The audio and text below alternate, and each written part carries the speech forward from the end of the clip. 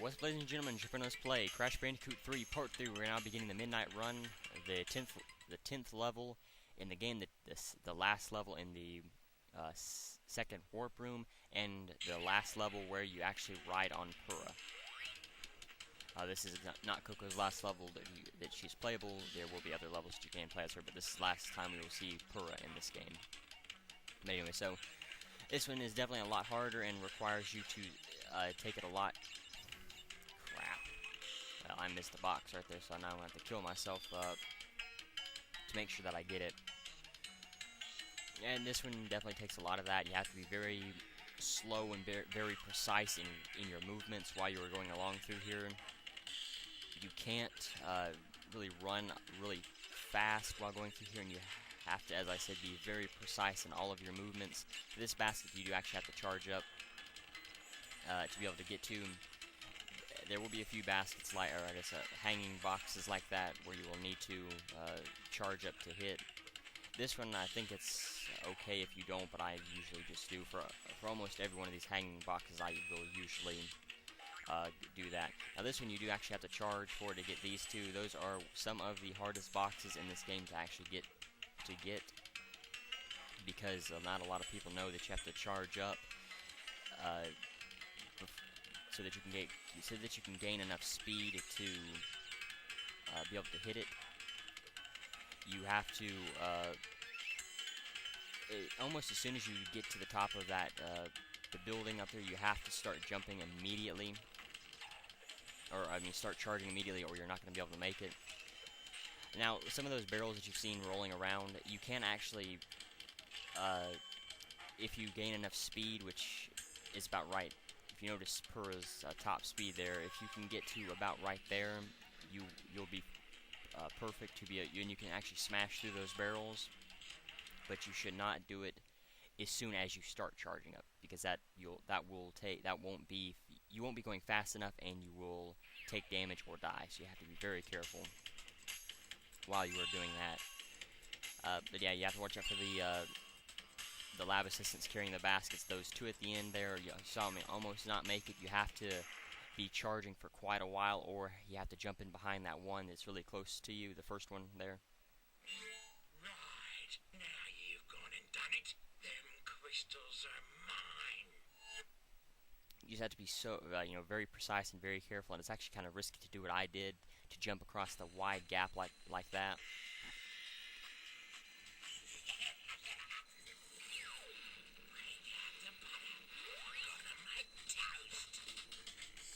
This is the only snow level in Crash 3. If you were to sit here and wait, you would see Crash actually start to shiver like you would in the snow levels for Crash 2. Now you can see what Dingo will do is he will shoot, I believe, 8 to 9 fireballs out of his flamethrower, and then he will start to shoot the ice that is surrounding him with beams that you have to dodge. Once you can break enough holes into the layers, you can then go over there and spin him. The more fireballs that he shoots increases as you go along, and he'll also switch the way he shoots them, and you have to be really careful when he's shooting the fire beams, because you have those. He'll also shoot those a lot faster than he normally would earlier on. And now for this last one, he will shoot 2 fireballs, and really all you have to do is just stand still. Now that's the same animation that you would see in Crash 2 if you got hit by fire, which kind of takes its design from Crash 1 as well. It doesn't look exactly like it did in Crash 1, but it looks very similar enough.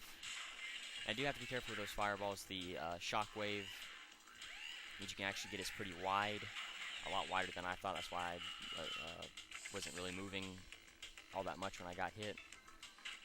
And really, you can actually just stand still and wait for the shadow of the fireball to hit. and you should be fine. You just have to watch out for the shockwave. The number of crystals that he has to protect him will not increase as you go along, but he will start to shoot his beam faster as you go along, so you do have to be careful and watch out for that. Oh crap. And you have to get out of the last ring of crystals, the blue crystals.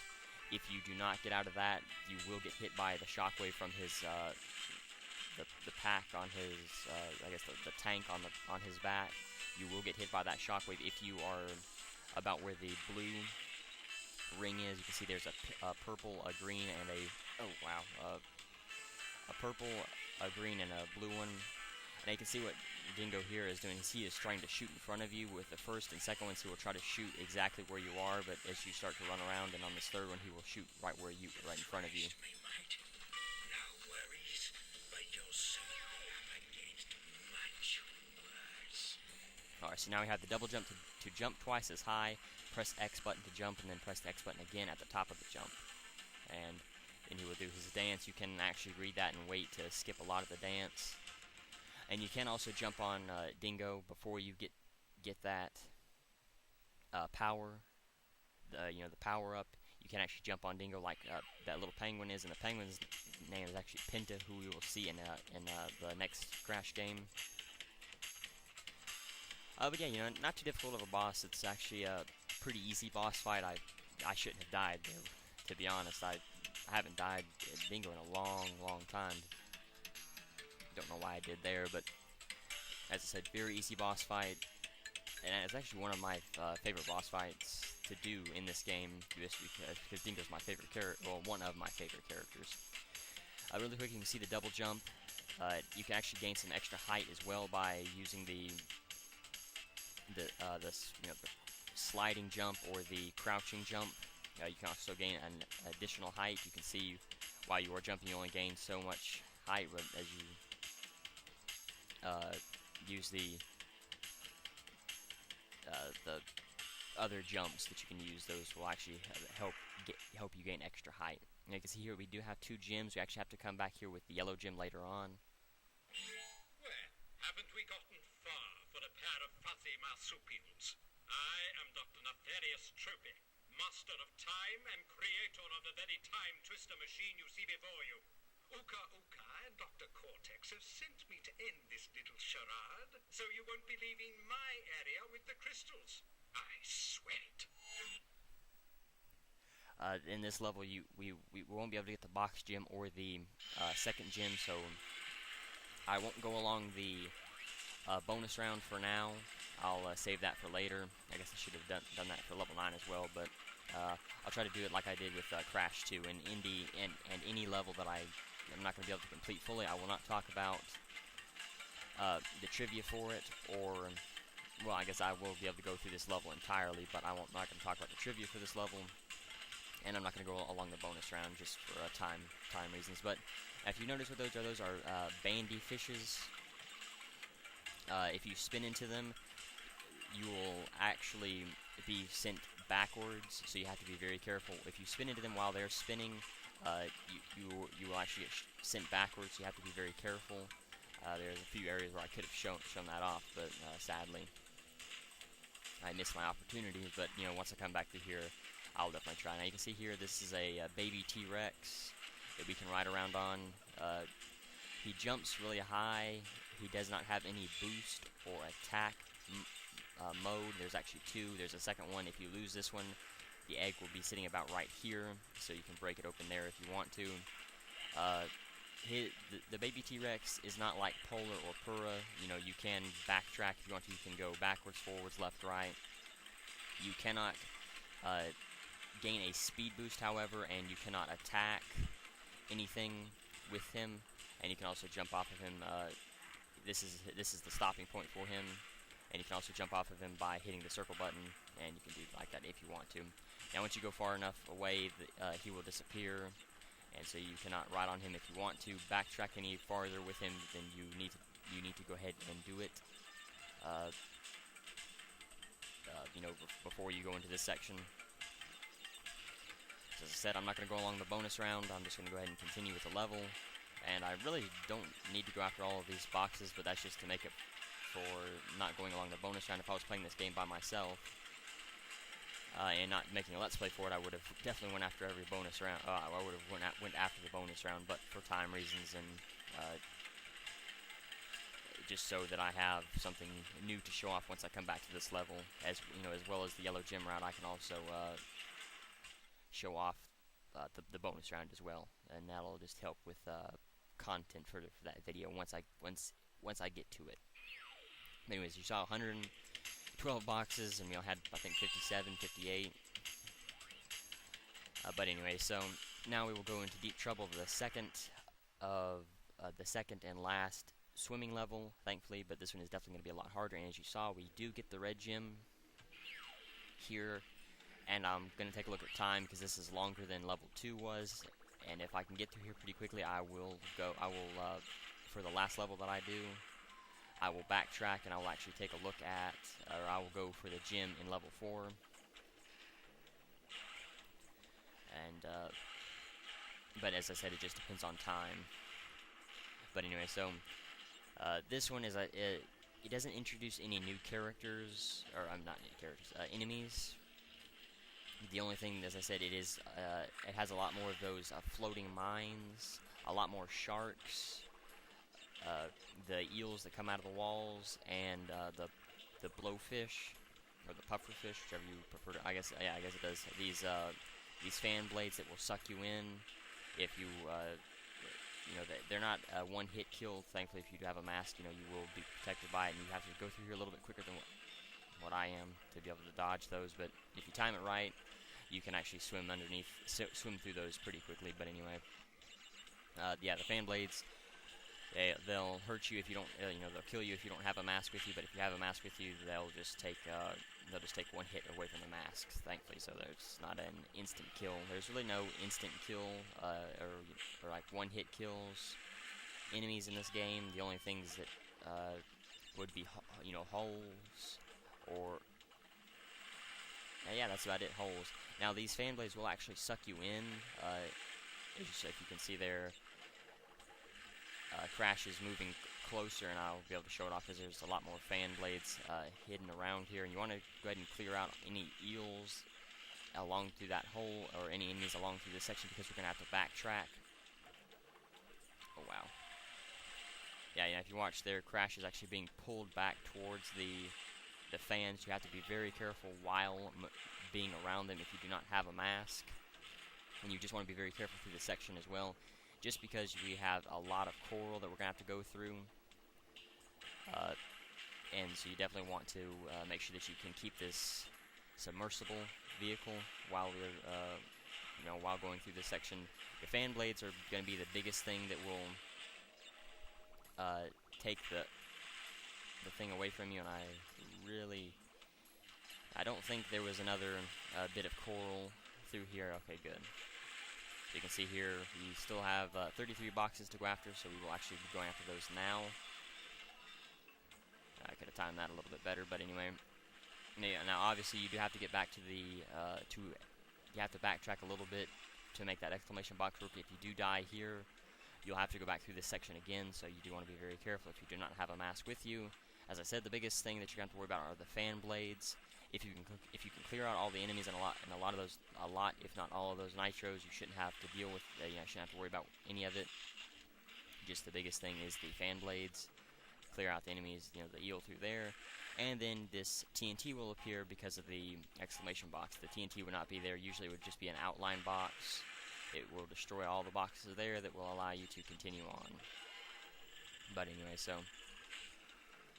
Now this section is a lot harder than the rest of the level, so you definitely want to be very careful. This is where a good portion of the nitros will be for this level, arrayed in different patterns. The fan blades will actually the timing will not be on your side, so you have to be very careful. You want to be very careful here because of the TNTs. If you swim out and make them prematurely blow up, I was gonna say there should be a box left, but but maybe that's only in one of the, I think, level 2's bonus round for Crash 2, where that actually happens. You do have to be careful with the spinning. Obviously, I messed up there. Thought I could spin a little bit quicker than I actually can.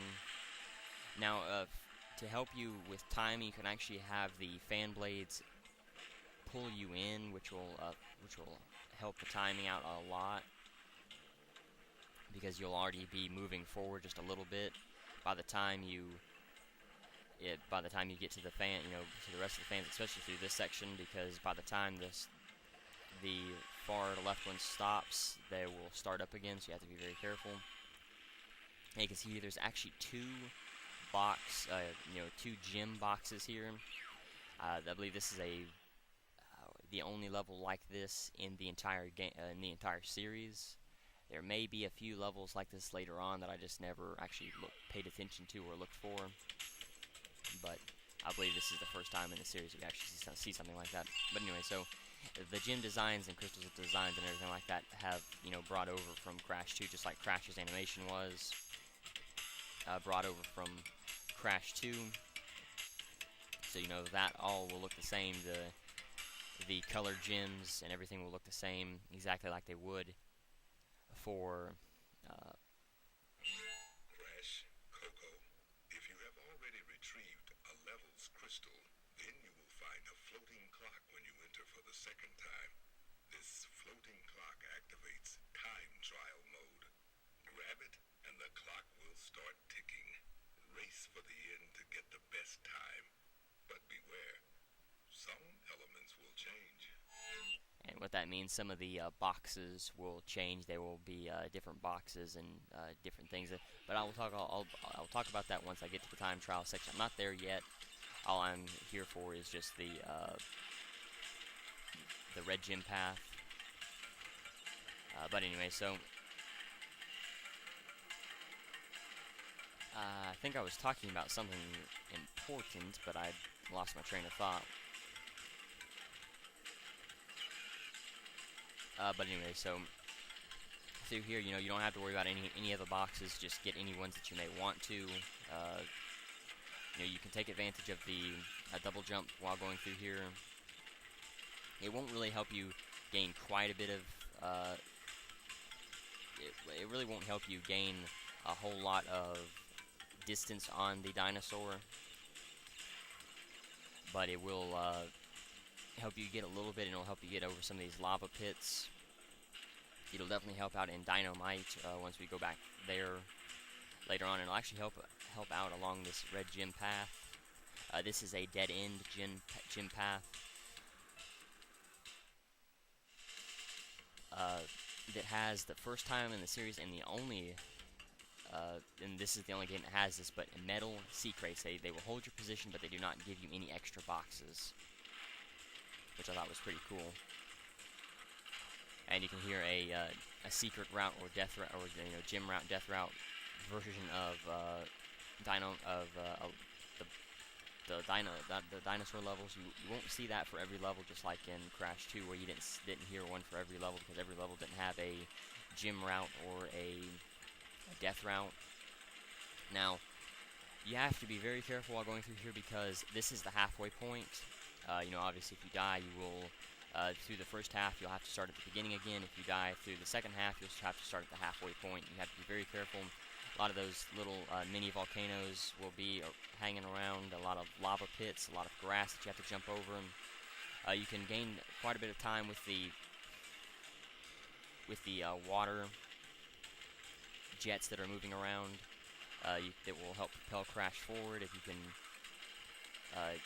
make the best use of those, that'll definitely help you out.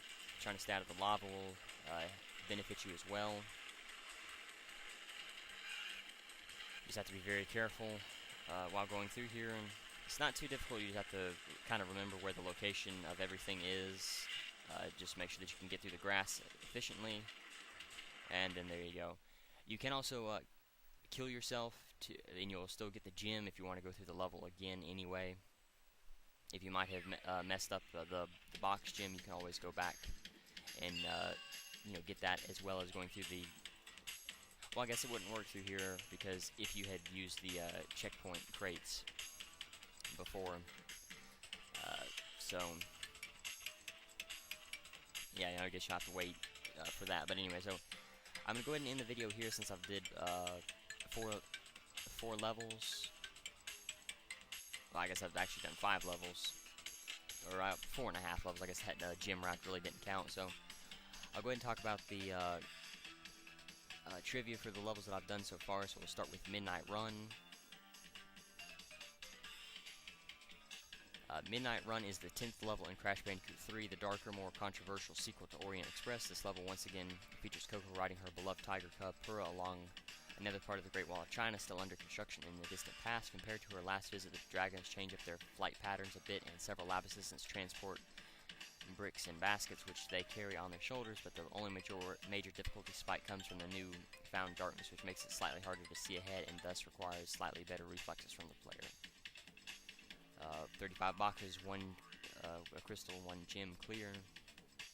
Trivia: when the creators were placing the levels in the warp zones, this level was going to be in the 4th warp zone. This is the 2nd riding level in the game. Alright, so talk about Dingo's boss fight now.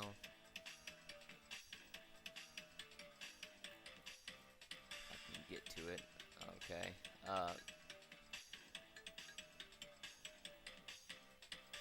Dingo appears once.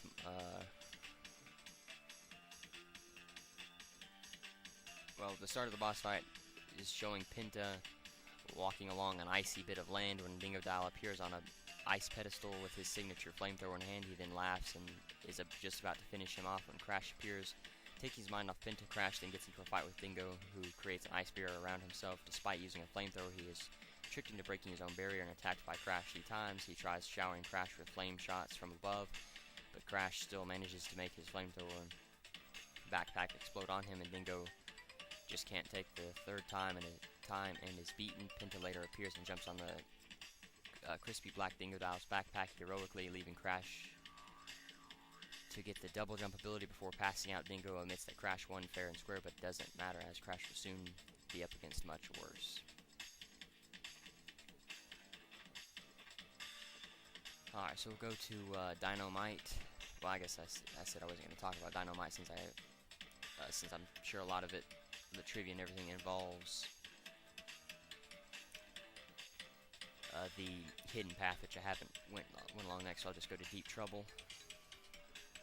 Deep Trouble is the 12th level in Crash Bandicoot 3. In this level, Crash can collect the red gem. In this level, there are mines, sharks, red fish, and unlike the 2nd level, under pressure whirlpools. To obtain the red gem, Crash must press the switch crate at the end of the level and go back to the split path in which Crash has to go up unless he has already activated the switch. A TNT crate that wasn't there should appear from a hologram, allowing Crash to activate its timer and opening a passage after it blows up. Then Crash reaches a skull route style zone of the level that has the red gem, the nitro switch, and some crates. The submergible is used again in this level. This level has 83 boxes, 1 clear gem, and the red gem, and a crystal. Name origin. The name of the level may be a reference to the phrase "in deep trouble," which is used to describe someone that is in a high level of trouble. The deep part may refer to Crash exploring the deep part of the ocean, while trouble could refer to all the enemies and obstacles in the level. Alright, so I'll see if I can, if there's anything said about the... Okay, for this is for the red gem route in Boneyard. If the players retrieve the red gem from the troubling depths of Deep Trouble, they can take the red gem path here for a hidden 2nd clear gem. Retrieving it will require the player to survive some particularly tricky chase sequences. However, considering Deep Trouble's placement in the 3rd warp room, it should not be a particularly harrowing excursion for the player by that point in the game. There's no trivia for that section of the level, so thank you for watching. The challenge of the video is: how many fireballs did Dingo shoot at me during my entire time during the boss fight? Thank you for watching. Next we will do levels 13, 14, 15, and the boss for Warp Room 3, so until then, later everyone.